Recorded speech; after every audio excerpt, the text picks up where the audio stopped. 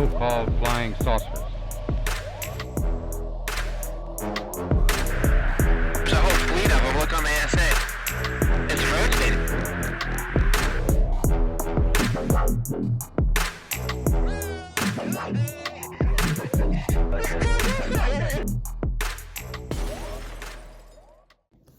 Welcome to Kill the Stigma.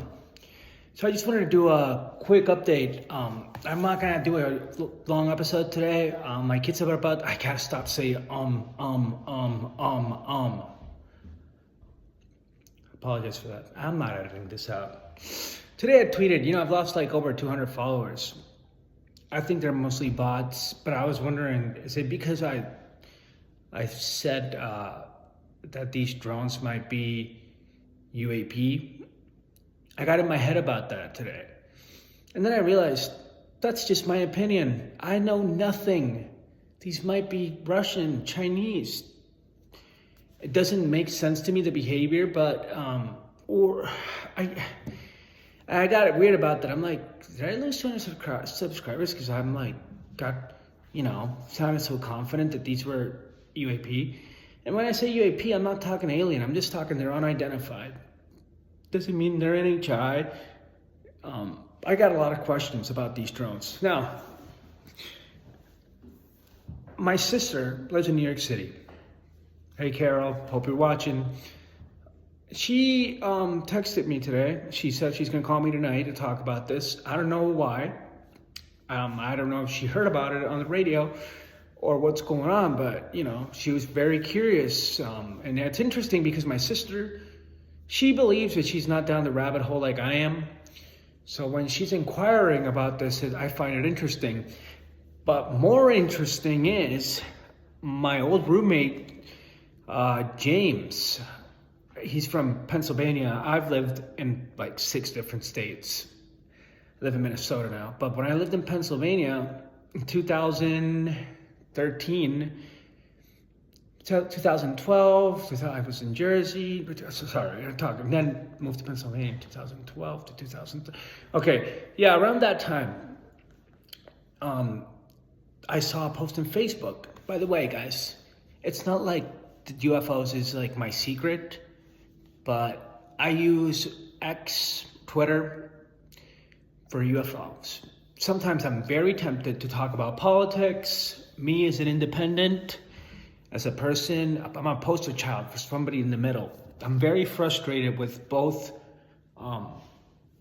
ends. I'm very frustrated with the left because they're very... Why am I talking politics? That's a rule of mine. And I'm very frustrated with the MAGAs too. Fuck. Whatever. I love everybody, guys. Everybody. I'm just in the middle, right? But anyway, so my buddy, my old roommate he posted on Facebook, which I don't follow anybody, barely any. Facebook is for my friends and family, people that I know personally. And, I don't know how many friends I have in Facebook, like probably less than 2K, but I don't talk about UFOs on Facebook ever. But I saw this, and this guy, he's like, have you guys been watching the skies tonight? And then I read over the comments. I would post it here, but it's for privacy reasons. I'm not going to do that. And he was like, it's not Starlink. It's not Starlink. So I hit him up. I'm like, yo, what you see? And he starts telling me about this. And he's like, there's no way that was Starlink. Now, he speculated it might be some sort of defense system or something like that. I can't remember. And then I started talking about UFOs to him, and I told him how I went down the rabbit hole. And because when I knew him, I was never into this, And we were buddies. We used to go to the gym together all the time. It was me, him, and another guy. And we were all young. Me, Anthony, James, young and dumb. And those guys were both of them were great wingmans. I don't know why I'm talking about this, but he was fascinated by what he saw, and he doesn't know what it is. He couldn't identify it. And he says they started switching directions, and they started seeing 4, then 8, and then 12. That's what he saw. Now, he told me he's going to check tonight. How fascinating would it be if he sees these things again? That would be very interesting. I don't think that's going to happen because you know how UFOs are, right? You see them one day, one night, and then you don't see them again. It's all very random. It's a rare thing, right? Except it doesn't seem that rare these days, especially over New Jersey, which is obviously next to Pennsylvania. And in the UK, that's still going on. So that is something new. That is a behavior that does not fit neither foreign adversaries, neither UAP. So what is going on? What is going on, guys? I want to know because it doesn't fit anything. It doesn't fit the behavior of anything, but it is strange. And people from the FBI that have been investigating this are now being followed by these drones. Now, if you were China or Russia, that seems very provocative. To follow the people investigating this to their house, their private home? I mean, guys, if this is Russia or China, we're in deep shit. This is the implications of that are terrifying. Why? Because I am more scared of China and Russia having alien tech than aliens or NHI or whatever themselves. I've been going through the literature and I can't really find much about NHI underground in the literature, the stories. Usually you see them and it's in, abduction stories, some underground stories, but after reviewing the literature, I can't say conclusion, but I don't think these things can be that far from their spacecraft or whatever. I don't think they do well. So I'm never expecting an alien invasion, guys. I'm just not. I'm talking about an alien invasion with soldiers, freaking reptilians and greys with armed. I don't think that's ever gonna happen. Now, if this is heading towards a climax, it's interesting because it'll be something very different, right? And if these drones are indeed UAP, NHI, I wonder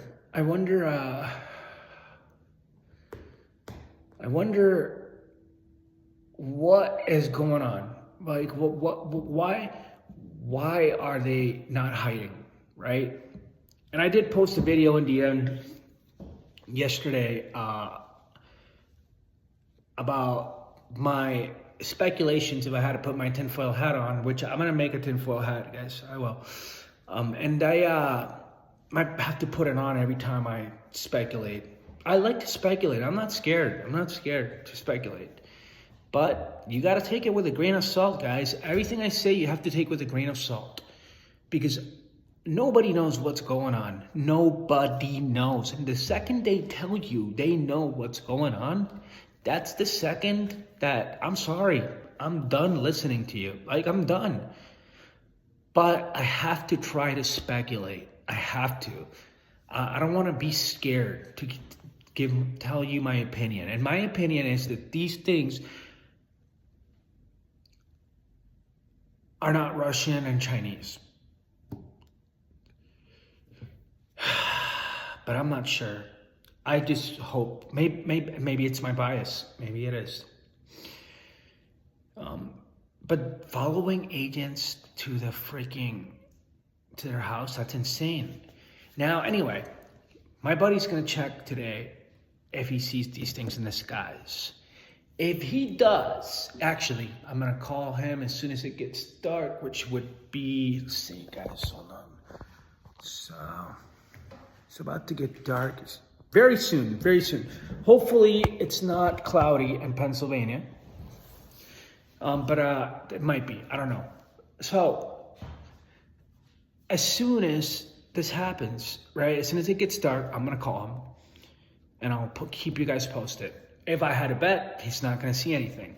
Typical UFO, right? But it would be very interesting if he did, since there's a lot of reports of these things now being seen daily, nightly in Jersey.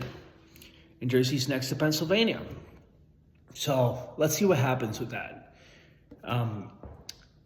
I will make episodes soon about UAP secrecy because I'm a little bit frustrated, guys, because I realized I was listening to Tim McMillan on that UFO podcast, and I had the realization that this story of UFOs is never gonna please a journalist, because if you're a journalist, you need sources, and with this topic, they have to be anonymous because you put them at risk.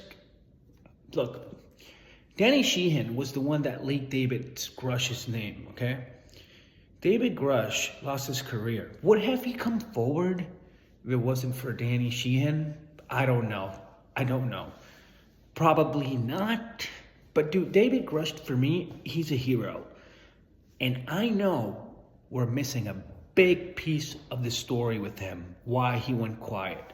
And it's a mystery. I have no idea. I could speculate all day that he got threatened or he got men in black. And I don't know, guys, but I know there's something missing there. Something beyond the whole PTSD thing, okay? There's something more to that. Now, what is it? I don't know. And that's the problem, and that's why I'm frustrated, guys, because the secrecy with this topic is so insane that it sounds conspiratorial and nuts. But this topic is conspiracy fact. Some of it is, right? Not all of it, but a lot of it is. The fact that there's a UFO cover-up is a fact. And the fact that parts of our government are willing to go very far to protect the secret is also a fact. And it gets very uncomfortable. Guys, talking about this, because you know how far they'll go. And the more you know, the more in danger you are, guys. So people like David Grush, I don't know. And what could have scared, what could have kept him quiet? And you know what? Maybe I'm wrong. Maybe he just didn't think it was worth it anymore, right? Talking about it, like it didn't work, his plan. Maybe he thought a bunch of whistleblowers were gonna follow him and they just didn't. Not publicly, at least. I have no idea. All I know is that there's a big piece missing of that story. And yeah, I hope he's doing okay. And the fact is, people want firsthand whistleblowers in Congress. It's complicated, guys, and it's asking for a lot. I mean, we're talking about the biggest secret, right? And it's got implications that are very insane. They're very important and dramatic. And honestly, we don't even know what the truth is. We don't even know what our government knows. Is it dark? Some of it could be. I don't know, but there's never going to be a story where a journalist is going to be pleased, because the only way, actually, I take that back. There might be in the future. I totally take that back, but it's not going to be quick, because there's always going to be people blocking this information, okay? So to get things declassified, for example, you're going to need you need to put so many people to agree, from CIA, then somebody in the Air Force, somebody here and there. It's a whole thing. So the only way we could do this is through a president. Now, a lot of people are hopeful for Trump, and I personally think the people that he's hiring give us a better chance, for sure. But there's still going to be a lot of challenges, guys. It's not going to be easy, okay? So I don't think disclosure will come from the government. I think disclosure will come from the phenomena. And that might be what's going on right now. Thank you, operators in Jersey and the UK. If you are a UAP, thank you. Keeping 2024 alive. I remember when February 2023 happened. And also, this gives coverage to the politicians who want to talk about this and take this seriously. Now they can shield themselves from having to worry about stigma and losing their career or whatever. So this is good, guys. This is very good. And the Senate just had a hearing on UAP. Coincidence? I think not. Lou Elizondo is in London. What is he doing there? Vacation, he says, but also working, he said, on weaponized. If I had to guess, when he says working, I would think he's talking to some people high up in the government about what the hell to do about these drones. Grain of salt. I don't know anything, guys. I don't know anything. But he did say that UAP are very important in the UK right now because of these drone incursions. So, would I be surprised if the guy that knows about UFOs and is pushing for transparency would get called for advice on this? No, I wouldn't. That makes complete sense to me. Am I crazy for thinking that? Maybe, but I don't know. That just makes sense. Here, let me show you what he said. I am in downtown London at this most incredible, beautiful venue. It's called the Hippodrome Casino in downtown London. If you've never had a chance to come here, it's really beautiful. The architecture is fantastic. The whole area is historic, and it's really kind of a magical experience. So I would recommend for anybody, if you're not familiar with London, if you get a chance to come here, you really should come out and check out this place. It's really, really amazing. I'm here in London, actually early December, to have a conversation with some of my colleagues that for the last 7 years have really been helping drive disclosure over here, and not just in the UK, but really across the pond and here in Europe. A lot of folks, a lot of listeners out there that might be listening to me right now from the United States may not really be cognizant of the fact that there is another entire movement over here in Europe that has been working very hard, very diligently to increase transparency while minimizing stigma of the UAP topic. And this is actually a really fortuitous time because right now, as I sit here, live and breathe in London right now, we've been having over the last week a lot of issues with drone incursions over some of the joint military bases between the United States and the United Kingdom right here, right outside of London, believe it or not. And furthermore, there was actually potentially a UAP incident at the Manchester airport that actually resulted in pilots themselves photographing something that seemed to be just kind of stationary, hovering over a portion of the airport. So, look, the UAP topic here in Europe is very important. It's the same issues that we have in the United States from a flight safety issue and potentially even from a strategic surprise issue. Look, right now we are in the middle of very, very high tensions between Russia and NATO allies, and the UK being a principal member of NATO and the principal ally of the United States. And of course, they're a heck of a lot closer to Russia than we are. So right now, there's a lot of angst. I think there's a lot of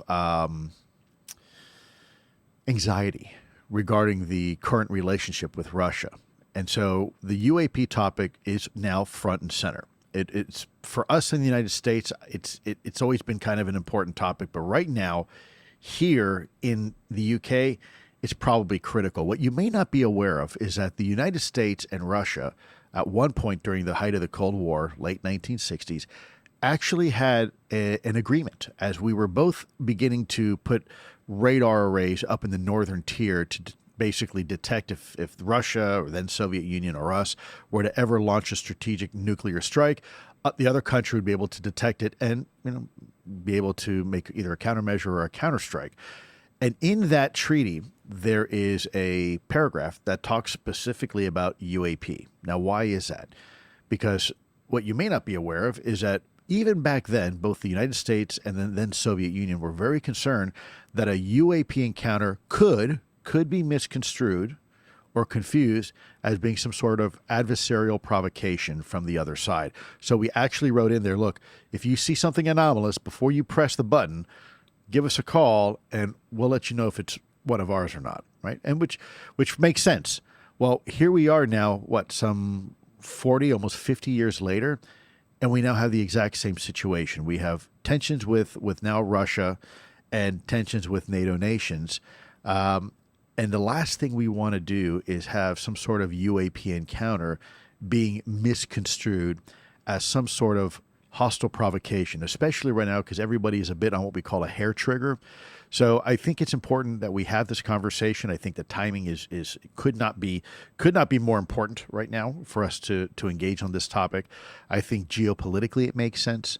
There's a lot of people that are very uncomfortable about potential hostile foreign action. Let's face it, what happened last year when we started recalibrating some of our radars to look for UAP? Well, we started noticing Chinese spy balloons flying completely unchallenged over the northern continental United States. And so therein lies, if you were ever to ask me, where's the evidence, where is the reasoning we need to take this topic seriously, even if you don't believe in UAP necessarily being non-human intelligence, the fact is there are things in our skies that are non-attributable and, by the way, could be perceived as being hostile.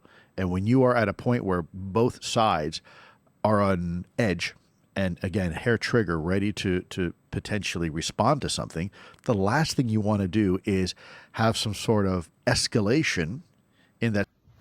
All right, guys. So, my apologies. I gotta cut this. My son is here now. So, shout out to Chris Sharp, by the way. I just reminded me of this because he deals with. I get it, but nothing, son. But so, guys, Lou. When? What? I did not say the F word. When did I say that? Shh, don't say. But when did I say that? Are you? So embarrassing. You know, one of my defects, some say it's an asset, is me being too real and honest. So I'm not going to edit this out. I'm not. Because I'm not perfect. I could have said the F word. I don't remember saying that. But he's not a liar. That kid's not a liar. That's one thing I've done is to raise him, to be honest. So maybe I did it on accident. Excuse me.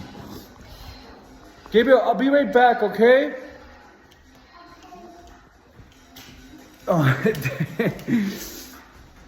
man, I'm going to lose a bunch of subscribers. If I said the F word next to my son, I can't believe I did that. But so, guys, I want to criticize Lou Elizondo for 1 second. Why did he say that we saw a bunch of Chinese balloons? Because I just remember having one. I remember the United States government telling us clearly that the other 3 balloons, or whatever they were, some call it UAP, were not from China. They made that pretty clear. In fact, John Ratcliffe, who's going to be the next director of the CIA, said that these other 3 weren't linked to China. So Lou, what the hell are you talking about? Do you have evidence that they were Chinese? Or are you not being honest? Because I want to know if those were Chinese. I want to see those videos. Shout out to Canada for declassifying the picture. Now, I don't want to go on a tangent. I have my son, guys. I gotta go. But the reports we got on those 3 objects was very strange. The ones in Alaska were confused. They saw different things. The ones in Lake Huron didn't know there was a leak in the war zone. They said it was the size of a car and it had these things. They were very confused as well. You could hear the tapes. And the one in Canada, let me show you real quick. And give Americans answers on these aerial objects. Watch. I have real concerns about why the administration is not being more forthcoming with everything that it knows. The Biden administration needs to stop briefing Congress through our television sets and actually come and sit down and brief us. Now, those two guys you saw there, Jim Himes and Mike Turner,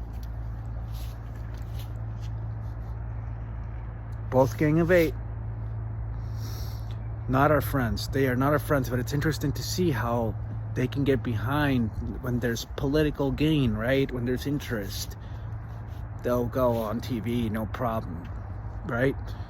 But I know, and if you guys follow this topic, you guys know those guys are not about UAP transparency at all.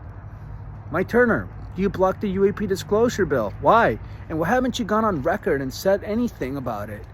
You've been shady as heck. And let's not forget, if you know anything about UFO lore, Ohio, Wright-Patterson Air Force Base, that's his district. Yep. Coincidence? Nah, man. John Ratcliffe, former Director of National Intelligence. Sir, thank you for your time. You've been on the other side of this previously in the administration with Donald Trump. What would explain why we know so little, why they're telling us so little so far? Well, I think you have to look at this in the big picture, Bill.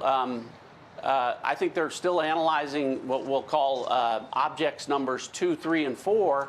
But what we're getting is a clear picture that one of these is not like the other. And so it goes back to, this may be as simple as an overreaction to an underreaction. So we know that the first object was a spy balloon. It was 200 feet high. It had a payload bay and a surveillance bay. We've been told the numbers 2, 3, and 4 have none of those things and are maybe as little as 1/10 of the size, not maneuverable, drifting with the wind.